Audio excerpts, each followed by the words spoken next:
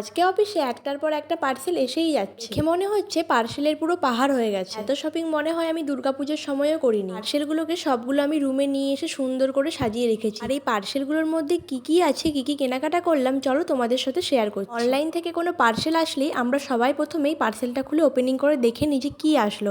তো সেই মতো আমিও খুলে দেখে নিয়েছিলাম কি কি এসেছিল। প্রথম প্যাকেটটা ওপেনিং করলাম, এতে ছিল পিঙ্ক কালারের একটা ব্লাউজটা খুব সুন্দর এসেছে। আর আজকে যতগুলো আমি জিনিস কিনেছি সেগুলো সবকিছুই অফারে পেয়েছিলাম। দ্বিতীয় পার্সেলে ছিল দুটো মেকআপ পাউচ ব্যাগ, আর এই দুটো কম্বো প্যাকেই ছিল। প্রত্যেকবারই ভাবি যে এবারে শপিং করাটা একটু কমিয়ে দেবো, কিন্তু কোনো মতেই সেটা সম্ভব হয়ে উঠছে না। 3 নম্বর পার্সেলে ছিল একটা ব্ল্যাক কালারের কার্গো জিন্স প্যান্ট, এটা আমি বোনের জন্য অর্ডার করেছিলাম। আর এই প্যান্টগুলো এখন খুব ট্রেন্ডিং এ চলছে, তো প্যান্টটা খুব ভালোও এসেছে, দেখতে সুন্দরও ছিল, আর কাপড়ের কোয়ালিটিও খুব ভালো ছিল। অনলাইন সিস্টেমটা হওয়াতে মানুষের বেশিরভাগ টাকা এখানেই চলে যায়। 4 নম্বর পার্সেলে ছিল একটা ইয়েলো কালারের কটন হ্যান্ডলুম শাড়ি। সামনেই একটা ফ্রেন্ডের বিয়ে আছে, ওর বিয়ে উপলক্ষে গায়ে হলুদের দিন এই শাড়িটা পরবো বলে অর্ডার করেছিলাম। লোকের বিয়ে আর শপিং করছি আমি, একেই বলে বাঙালি। যাই হোক, শাড়িটা আমার খুব পছন্দ হয়েছে, আর কালারটাও খুব সুন্দর ছিল, আর এই এক কালারের শাড়িগুলো পরতে আমি খুব ভালোবাসি। চলো এবার 5 নম্বর পার্সেলটা ওপেনিং করি। এটা ছিল একটা হাকুবা ব্লাউজ, আর ব্লাউজটা খুব সুন্দর এসেছে। কম্বিনেশনটা ছিল হোয়াইট অ্যান্ড রেডের মধ্যে, কিন্তু একটা প্রবলেম হয়ে গেছে, ব্লাউজের সাইজটা অনেকটা বড় হয়ে গেছে, এটাকে মনে হচ্ছে এক্সচেঞ্জ করতে হবে। 6 নম্বর পার্সেলে ছিল 5টা ব্লাউজের পিস। আমি খুব টেনশনে ছিলাম যে কাপড়ের কোয়ালিটি কিরকম হবে, এই প্রথমবার অনলাইন থেকে ব্লাউজের পিস অর্ডার করলাম, তো কাপড় কোয়ালিটি যে এত সুন্দর আসবে সেটা ভাবতে পারিনি, আর প্রত্যেকটা কালার খুব সুন্দর ছিল। এই ব্লাউজ পিসের কম্বো প্যাকটা আমি খুব কম দামে পেয়েছি, 200 টাকাও লাগেনি, তার মধ্যেই 5টা পিস পেয়ে গেছি। পার পিস 36 টাকা করে পড়েছে।